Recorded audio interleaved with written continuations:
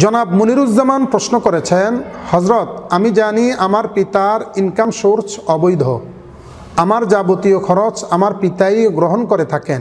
এখন আমার প্রশ্ন হলো, এই অবৈধ ইনকামের জন্য মহান আল্লাহর কাছে আমাকে জবাবদিহি করতে হবে কি?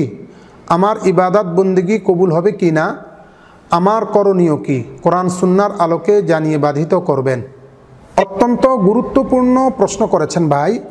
আপনার এই প্রশ্নের জবাবে হজরত রসুল আকরাম সাল্লাল্লাহু আলাইহি ওয়াসাল্লাম থেকে হজরতে আবু হুরায়রা রাদিয়াল্লাহু তাআলা আনহু একটি হাদিস বর্ণনা করেছেন। মুসলিম শরীফের 2393 নং হাদিস, বাবু কবুলিস সাদাকাতি মিনাল কাসবিত তাইয়্যিবি অধ্যায়ের মধ্যে হাদিসটি এসছে।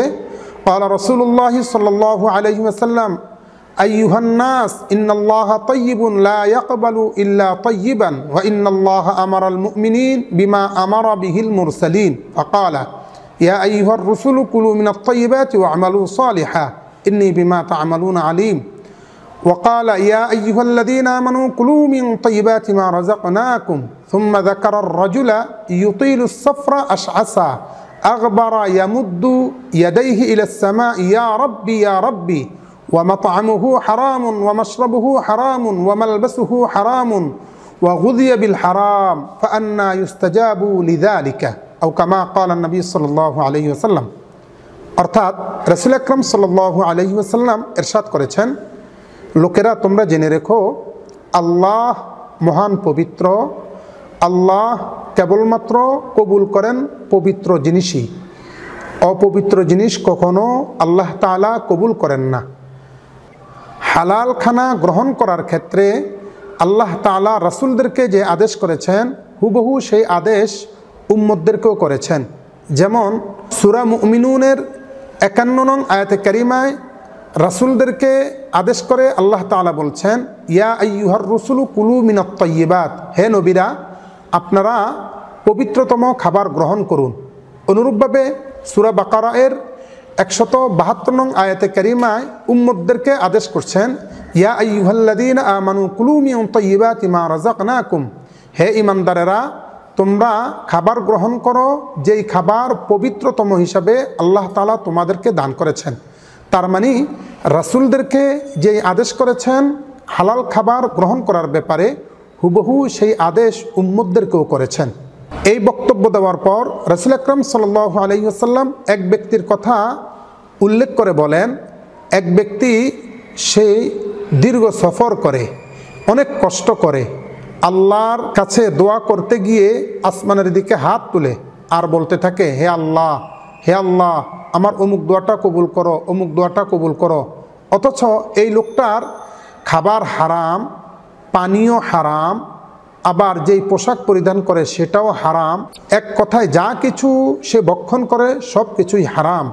রাসূল আকরাম সাল্লাল্লাহু আলাইহি ওয়াসাল্লাম বলছেন, তাহলে এই ব্যক্তির কি দোয়াটা আল্লাহ তাআলা কবুল করবেন?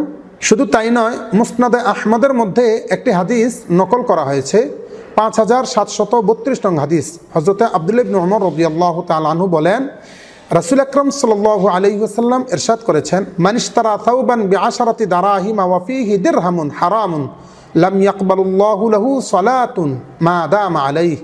অর্থাৎ কোনো ব্যক্তি 10 দিরহাম দিয়ে 10 টাকা দিয়ে একটা কাপড় কিনেছে, ওই 10 টাকার মধ্যে 1 টাকা হারাম ছিল, আল্লাহ তাআলা যতদিন পর্যন্ত ওই কাপড়টা পরিধান করবে ততদিন পর্যন্ত ওই লোকটার ইবাদত বন্দেগী কবুল করবেন না। অতএব হারাম খানা বর্জন করার ব্যাপারে এবং হালাল খানা গ্রহণ করার ব্যাপারে আল্লাহ পাকের নির্দেশ অত্যন্ত ভয়াবহ। এই জন্য আমরা হালালের প্রতি অবশ্যই উৎসাহিত হওয়া চাই। এখন কথা হলো, কোনো গার্ডিয়ান যদি অবৈধ পন্থায় ইনকাম করে আর সেটা যদি তার আয়ত্তাধীন ব্যক্তিদের উপর খরচ করে, এটার জন্য কে দায়ী হবে? এ সম্পর্কে আহকামুল মালিল হারাম নামক কিতাবের 289 নং পৃষ্ঠার মধ্যে উল্লেখ করা হয়েছে, ফাইদা কানাল মালুল হারাম ফি ইয়াদিল ওয়ালিদি ইউনফিকু মিনহু আলা নাফসিহি ওয়া আলা আবনাইহি লিগাইরি হাজাতিন ফাইনাল আব ইয়াকুনু আথিমান বিহাদাল ইনফাক। অর্থাৎ যখন বাবা অবৈধভাবে রুজি রোজগার করবে এবং সেটা সন্তানদের উপর খরচ করবে, তাহলে অবশ্যই এক্ষেত্রে বাবা এটার জন্য দায়ী হবেন।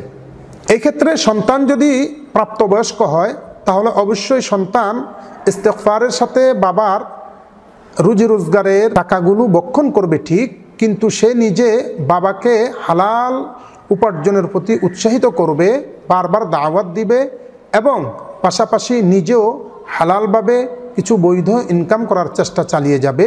যতদিন পর্যন্ত বৈধ ইনকাম করার জন্য ব্যবস্থাপনা তার না হবে, ততদিন পর্যন্ত বাবারটা খাওয়া তার জন্য জায়েজ হবে। আশা করি প্রশ্নের জবাব পেয়েছেন।